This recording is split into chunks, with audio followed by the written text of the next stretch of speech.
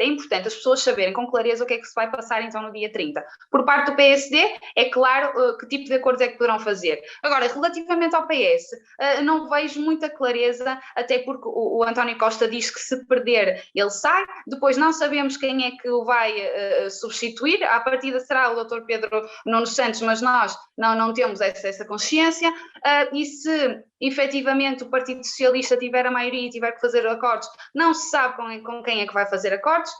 Foi dito no último debate com o André Rui Rio e o António Costa, que o António Costa estava mais inclinado para o PAN, portanto, será que o PAN, o LIVRE, se poderá haver assim aí algum acordo? Porque depois também não nos podemos esquecer se efetivamente houver este acordo entre estes três partidos, podemos depois chegar à Assembleia da República e o Bloco de Esquerda e o PCP apresentar uma moção de censura, portanto, isto está assim um bocadinho aqui confuso e as pessoas precisam efetivamente de clareza para poderem decidir em quem é que vão votar, senão vai acontecer como em 2025, em 2015, olha, já estou a andar para o futuro, em 2015, e as pessoas não sabem, porque na altura nem se percebia, sim, as pessoas têm de saber que é por parte do Presidente da República dizer quem é que poderá ser, ou seja, quem convida para formar governo, mas as pessoas não sabem e pensam na posição delas de que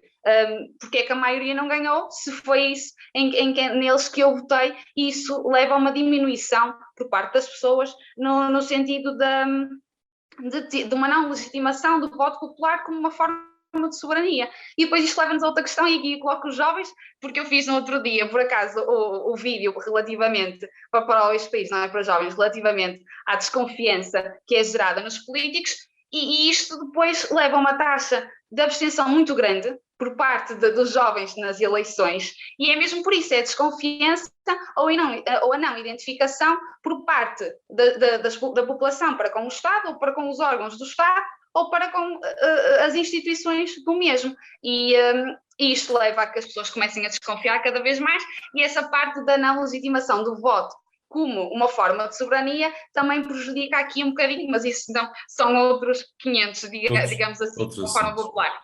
Sim, sim. Exatamente. Agora, relativamente à postura do Dr. Rui Rio. Então, acho que ele tem saiu-se muito bem em todos os debates, conseguiu mostrar sempre uma postura clara, apresentou sempre e explicou bem as propostas que importam e que interessam mais para o cotidiano das pessoas, efetivamente, como por exemplo temas fulcrais como os impostos, os serviços públicos, ou seja, relativamente aos impostos é importante dizer que nós estamos estagnados, há 20 anos que estamos estagnados, e desde que o Partido Socialista está no governo, nós não conseguimos sair desta estagnação. Sei que o argumento em contrapartida será dizer que o PSD esteve 7 anos no governo, mas relembrar que aqueles 4 anos deles foram governados pela Troika, que foi assinado por um governo socialista, portanto não nos foi dada a possibilidade de fazer muito. Contudo, explicar que nós temos uma alternativa eficaz, de longo prazo, de gerar riqueza para combater a pobreza e não gerar riqueza e mais riqueza, e uma visão a longo prazo e de futuro. Portanto, nós temos que nivelar sempre por baixo e não fazer, desculpando a gíria, tudo às 3 pancadas. Não, nós necessitamos ter um plano e uma visão de futuro. E temos efetivamente uma alternativa ao Partido Socialista. Um dos exemplos é, por exemplo, não se compreende porque é que há uma taxa elevada de impostos e, por exemplo, na outra contrapartida aos serviços, os serviços públicos não têm tanta qualidade, não é tanta qualidade, mas não correspondem às necessidades dos portugueses. Depois, outra questão, nós efetivamente queremos baixar o IRC, porque nós acreditamos que temos que nos focar e virar para as empresas, para que a longo prazo elas possam gerar a sua própria riqueza e assim poderem pagar melhores salários, e sabemos que melhores salários trazem melhores empregos, e melhores empregos trazem as pessoas com maior poder de compra, portanto, e a economia gera-se assim, e explicar uma das principais medidas também é baixar os impostos, que eles já estão, que é ao baixar os impostos, ou seja, a baixar os impostos as pessoas pensam, vai baixar os impostos, vamos ter menos receita. Vamos ter menos receita? Não, porque nós temos que nos lembrar que existe o crescimento económico, ou seja, o crescimento económico vai se desenrolar, o PIB cresce e o que é que acontece? Nós depois pegamos nisso e, como já foi falado, nós depois utilizaremos esse fundo que vai ser gerado daqui a uns anos, que não é momentâneo, como é lógico. Ele será aplicado na redução do déficit, na redução de impostos, também inserido no aumento da despesa, pronto. Portanto, são situações em que não se consegue perceber como é que estas medidas já podiam ter sido tomadas, este modelo já poderia ter sido implementado e não o foi, e nós continuamos. Ou seja, dizer que o Partido Social Democrata tem efetivamente umas medidas para se baixar os impostos, em contrapartida aos que estão agora a ser elevados, e pronto, outras medidas, como por exemplo serviços públicos, reformas, temos várias reformas, e relativamente aos jovens também nos preocupa relativamente à migração, e por isso é que eu me foquei mesmo na economia, porque é fundamental. Conseguiste enumerar aqui mais do que o Riri conseguiu na quinta-feira, em hora e meia. Mas deixa-me então... Não, mas é mesmo importante que as pessoas percebam que nós somos mesmo uma alternativa contrária àquilo que neste momento está a passar, e eles já tiveram demasiados anos lá para poder fazer algo de novo agora, e não vai ser agora que eles vão fazer, portanto. Deixa-me ouvir então o Paulo, o que é que o Paulo tem a dizer acerca disso, se ele discorda de ti, por exemplo, ou não, pode concordar. Convém sempre ligar-se o microfone, Paulo. Eu discordo a 100%, não num aspecto, mas em todos. Aliás, eu até acho... Estou surpreendido, por acaso. Acho muito, muito curioso mesmo, e eu acho que nós temos de ser sérios e corretos naquilo que nós transmitimos às pessoas.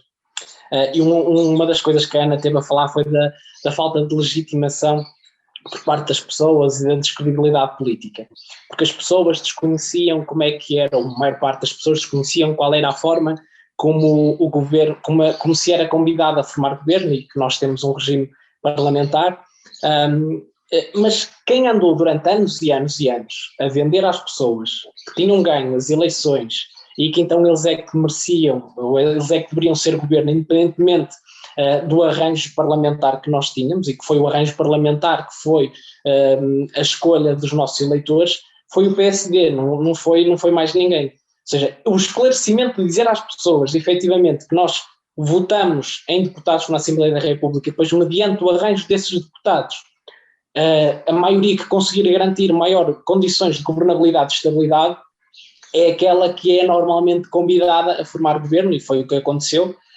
E durante os últimos 6 anos foi assim que nós conseguimos governar. Por isso eu acho que não é sério nós estarmos a falar de falta de legitimação quando fomos um dos principais promotores deste ruído, e em vez de esclarecermos as pessoas, andamos aqui a criar muito, muito desse ruído. Relativamente, aí era a questão inicial, à prestação do candidato, o meu candidato secretário-geral do Partido Socialista, António Costa. Eu acho que ele esteve francamente bem, e claro que todos nós temos a opinião de que o nosso representante político esteve muito bem nos debates parlamentares, nos debates televisivos de preparação das eleições legislativas, mas eu acho que ele esteve francamente bem.